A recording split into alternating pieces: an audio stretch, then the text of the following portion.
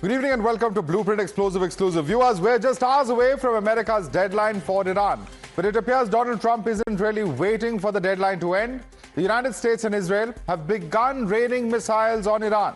From the strategic Kharg Island to even civilian infrastructure, America has decided to escalate the war to an unprecedented level. Donald Trump just took to social media to warn Iran a short while earlier, where he says a whole civilization will die tonight, never to be brought back again. I don't want that to happen, he says, but he says it probably will.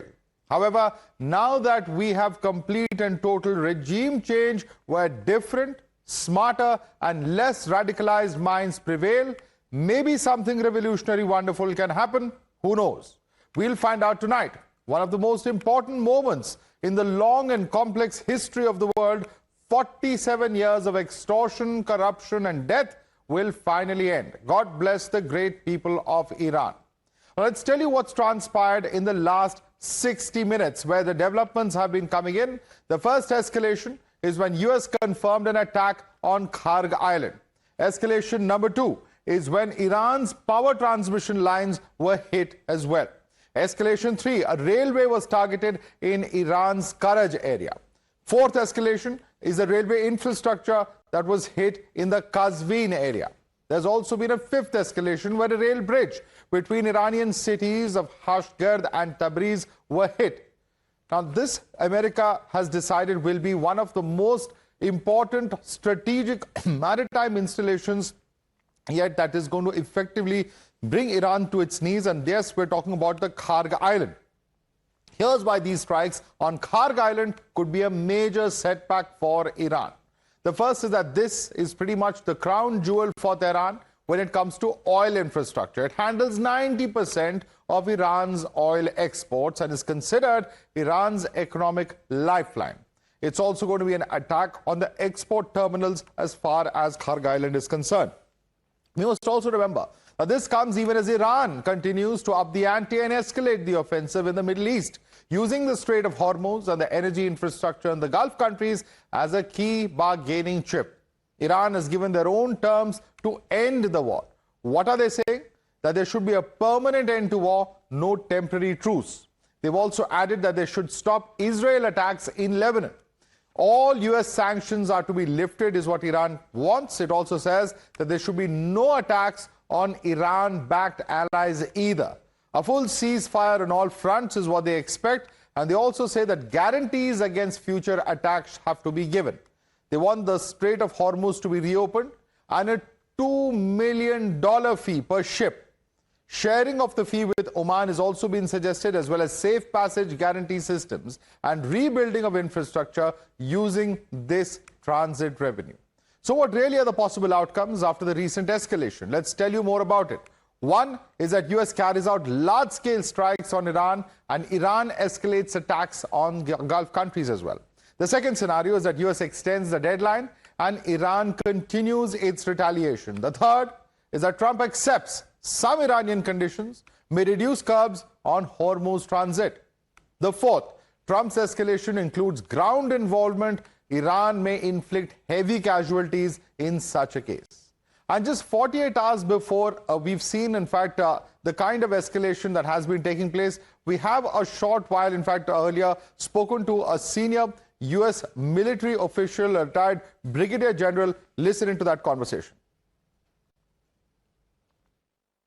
As President Trump's deadline to Iran draws close, to understand what exactly are the military options before the United States, joining us is someone who has served in the US forces. He's a former Brigadier General. John Teichert is with us. He's not just a retired military general, but has also been an F-15 fighter pilot himself and has served in Iraq. Thank you so much for joining us, Brigadier General Teichert. Let me begin by asking you about the very fact that we're just hours away from that deadline.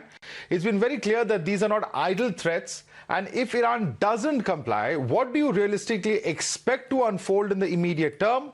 What kind of strikes are we looking at in terms of scale, targets and the intensity?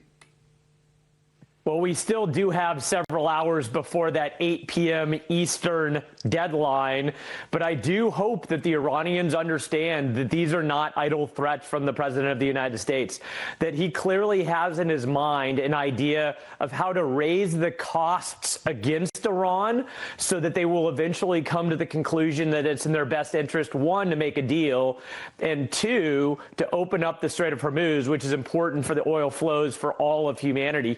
But I think as he's been talking recently about the types of strikes on targets that thus far have not been on a target list, I think to some extent he keeps coming back to Kharg Island.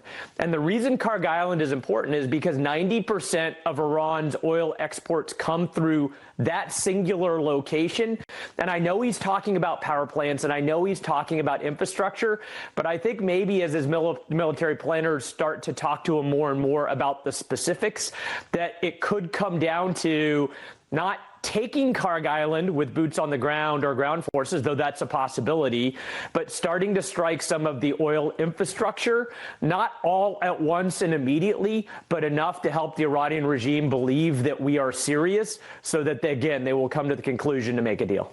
And in fact, it's interesting you mentioned the oil infrastructure as well as Kharg Island, because even before the ultimatums expired, we are seeing the energy infrastructure already being hit, and Kharg Island is amongst those targets which have been hit. So how do we interpret these strikes? Are we witnessing, early stages of a broader escalation, or this is just a sign of the warning being given to Iran? How are you looking at this?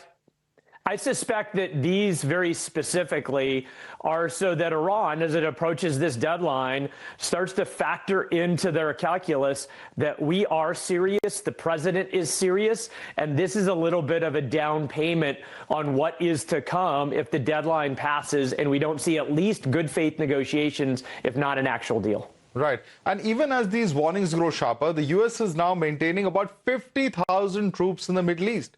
What, according to you, is the primary purpose of this substantial force presence at this stage? Are we looking at a possible ground invasion? And if yes, what do you think can be the primary targets?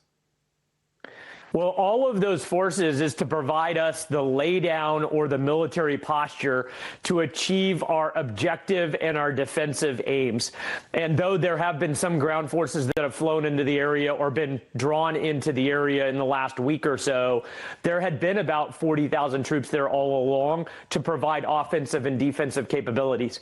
But there has been this introduction of ground forces, and I think it does two things for our current military posture. Number one, it does give the president options to do ground raids or ground invasion, at least of limited territory. But then number two, it also plays into Iran's strategic calculus that we now have capability and potentially the will to use these ground forces. Not only do they have to defend against them, but they also have to understand that they could be introduced into the theater, which means a different level of escalation in the mind of Iran. But my personal opinion is that any sort of sustained ground invasion is fraught with risk, because not only do you have to take contested territory, but now you've got to be able to defend yourself close to the Iranian ability to shoot rockets, missiles, mortars, and use drones against you. And that creates a very challenging defensive environment. And I hope that if those ground forces are used, they're used in a limited raid capacity, which is just a temporary incursion to destroy targets instead of a long-term incursion to hold territory, because, again, that's fraught with risk. Right. Now, President Trump has previously claimed that the Strait of Hormuz can be opened easily. If it's indeed that straightforward for the U.S., why have we not yet been able to ensure free passage through the strait, in your estimation? So part of the challenge is that while the president said it's easy, he backtracked a little bit on that thought yesterday in the press conference and acknowledged that it's not easy. And I think a way to understand how it's not easy is to look at the Russian Black Sea Fleet off of Ukraine and how a few drones, aerial drones, surface drones, and subsea drones have decimated the large and substantial and capable Russian Black Sea Fleet. And when you have a body of water that's only 20 to 25 miles wide, then it means that just a few offensive capabilities can wreak large-scale havoc on navies or on transport. And so really, I think what the president is now getting at is that Iran has to understand that it is in their best interest to open up a strait. Maybe that's regime change, though that doesn't look likely in the near-term horizon, or it's something that the regime realizes based on this increase in costs of strikes that they need to open up the strait for their own well-being. And I think the president realizes that it's very tough to defend against a few offensive threats in the Strait of Hormuz, and that it's better to convince the Iranian regime that they must open it up and stop being a threat. Do you see a scenario where the U.S. would be able to open up the passage through military means, and what kind of hardware capabilities would you envision being employed in such a situation? To some extent, for the last 5.5 weeks, we have been preparing the battlefield for that eventuality. And that means large-scale strikes on the coast and several miles back to destroy Iran's ability to project power and threaten ships through the strait. But you can't completely eliminate all of those threats. And so then what you would need as a follow-on is likely something we've seen in the past, which is a escort convoy of tankers led by naval forces and aerial forces that now would protect that convoy against those limited strikes against them. The challenge there is, unless Iran realizes that it's in their best interest to stop attacks, that enables us or provides us an indefinite commitment to escort tankers in and out of the strait. And that is very high-end use of resources that we in the United States don't have alone, which is why we are asking those that rely upon oil flow through the strait to start helping us as we consider if we need to have this escort convoy mission, how we can execute that with the volume of defenses that we would need. Right. During about 2 weeks ago, you have said that Operation Epic Fury was effectively eliminating Iran's ability to pose a future threat. But the fact is that we're still seeing sustained action, retaliation coming in from the Iranian side, whether it's strikes across the region to continued disruption of the Strait of Hormuz. In your estimation, has the U.S. underestimated Iran's capacity to absorb damage and strike back, or is this sort of resistance still within the expected contours of the campaign? So the military objectives thus far, and they've been consistent for the last 5.5 weeks, is to destroy Iran's ability to project power or threaten now. And then about 2.5 weeks ago, we started emphasizing more strikes on military-related industrial capacity to destroy Iran's long-term ability to project power or threaten others. But I do think that it's very easy, and Iran has demonstrated capability in this, to marshal their resources so that they have enough strike capability so that they can use it at will and continue to have small-scale strikes like we now see in the region and beyond. And I think it does go back a little bit to the idea that it's very tough to completely eliminate a threat. You can massively degrade it or mitigate it, but we've got to have defenses going forward, realizing that Iran could and likely has stored some of their capability so that they could use it at the time of their choosing. And it's very difficult to create zero threats against friendly forces. And we're seeing that play out in recent days. Right. Now, while President Trump has indicated that this operation could perhaps conclude within 2 to 3 weeks, given the kind of resistance we're seeing from Iran's side, as well as this 8 p.m. deadline that is, of course, there, do you still assess that the campaign is on track for a swift resolution, relatively speaking? Or are we seeing signs that there could be possibly a longer and more sustained effort? I never like timelines or deadlines because it simply tells your adversary when you're willing to be done. And in Iran's case, they just hide and hunker down, wait us out and survive, and then emerge when we leave. And so I want whatever we do to be event-based and event-driven. And specifically, that is opening up the strait. That has to be a necessary part of our strategy, and we can't stop until that's done. And then also finally and conclusively eliminate any possible real future threat of Iran's nuclear program. And I hope a regime change option is in the mix there as well. But I do think that it now will be up to Iran, based on how they endure or respond to the strikes that likely happen after the deadline tonight, whether there is a more rapid possibility to end this war, or whether they're going to continue to endure the raising of costs. And now that may mean that an event-driven strategy will require longer than another 2 weeks. Right. Now, General, we've seen Iran warning of much more devastating retaliation if the U.S. targets power plants, bridges, or its energy infrastructure. However, that's what seems to be happening. Now, how do you weigh the strategic value of such strikes against the risk of a broader regional escalation, including the potential attacks on Gulf states or the increased proxy activity, as well as infrastructure, oil infrastructure, even in these states? I think those threats from Iran are hollow threats for a couple of reasons. Number one, they have been striking against civilian targets in the Gulf with about 80 to 90% of their attacks. That means they're already lashing out at civilian infrastructure in the Gulf, and I don't think they've got a lot of capacity left to increase that. I also think that if the proxy network had the potency that they are claiming, then they would have been used more extensively already in the last 5.5 weeks. And so I think those are hollow threats. It doesn't mean that there aren't threats out there, but I think that Iran has already used to the maximum extent it can the highest level of threats and attacks against civilian infrastructure in the region, and I don't think they have much more that they could ever escalate. Right. And General, as a former F-15E pilot, let me put this directly to you, because there's an F-15E that's gone down over Khuzestan. It's no small development. What Iranian systems do you believe actually pulled this off? And do you think that this speaks about the assumption of U.S. air dominance in the region under the current strategy, and in terms of the implications of this for this claim of U.S. air dominance? I think it proves an important claim that war is extremely complex and difficult. And while we in the American military tend to make things look easy, it is not. And I think what happened on Friday is a firm demonstration that it is a high threat environment. Conflict is not easy. And while we do make it look easy because we tend to achieve our military objectives fairly quickly, that there is still risk, that we must be diligent, we must be vigilant, and even some low-end threats, like a singular guy with a shoulder-fired heat-seeking missile, can do real damage. We've got to make sure that we're vigilant against that type of threat until this war is over. Right. In general, this was obviously a high-risk rescue deep inside Iran. There was IRGC presence on ground. It was undeniably bold, but it also has a signal about how deep into contested territory U.S. forces are now operating. And does this reflect confidence in U.S. recovery capabilities, or does it just expose how intense and risky this fight has become under the current strategy?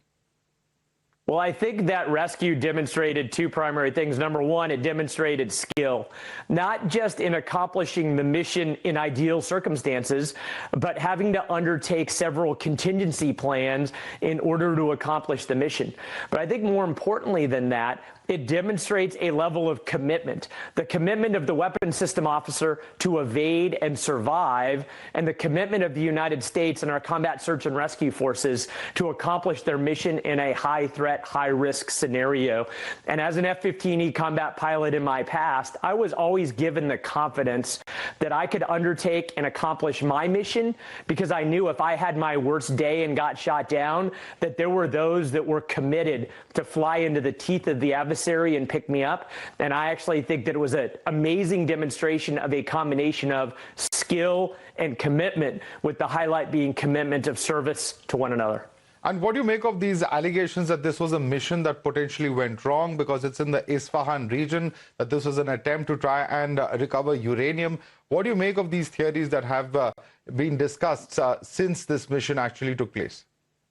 Yeah, I think a lot of those are a little bit of conspiracy theory. That I do know that a mission like this mission would require a large amount of assets. The president said yesterday 155 aircraft were involved. But I think anything to dig up uranium that's buried under rubble 100 200, 300, or 400 feet is something that would require a large-scale, long-term presence. It would require heavy equipment. It's not just going to be a quick raid to go in and gather up 1,000 pounds of uranium and leave. And so I think maybe all of those ideas are a little bit conspiratorial, and I do think that all of those assets were necessary in order to make sure that we picked up that down weapon system officer, and again, they did so brilliantly early Sunday morning. Right. Let me also ask you, General, that apart from the deadline itself, do you see what's happening in the broader context of the US-Iran confrontation over the next several months? Are you looking at a decisive outcome, a frozen conflict, or something else? Because on the one hand, you see President Trump declaring victory. He has said that we've won the war multiple times. The objectives, of course, change from destroying the nuclear weapons to changing the regime time and again. What are we likely to see over the next few weeks? Well, I think like the president said yesterday, tonight is pivotal. He was specifically asked the question, are we winding down the war or are we escalating? And he said in response to that question, we'll see what happens before the deadline and as the deadline approaches. I do think conclusively, as defined by the Pentagon, we have achieved or are achieving our military objectives. That is, destroy the ability of Iran to project power now and in the future. But that does not mean that we've achieved our strategic objectives. And I think the ultimate strategic objective would be regime change. I hope that in the coming days, we focus more as Americans, I know Israelis have extensively, on regime targets and internal security targets. But until we open the Strait, until we dispose of that remaining nuclear capability, then we can't say that we won. We might have achieved military objectives, but we need to link those to strategic objectives, and those are still playing out. Right. Military objectives have been achieved is what Vice President J.D. Vance has said. At the same time, we're seeing President Trump, talking about how an entire civilization there in Iran, a big warning going on to Iran, saying that something big, something wonderful can happen, an entire civilization will die tonight. What are we talking about? Because there's a lot of speculation about whether he's talking about the potential use of even nuclear weapons. Now, so I really hope that the 90 million people that live in Iran that have been repressed for the last 47 years by the regime have a chance to rise up.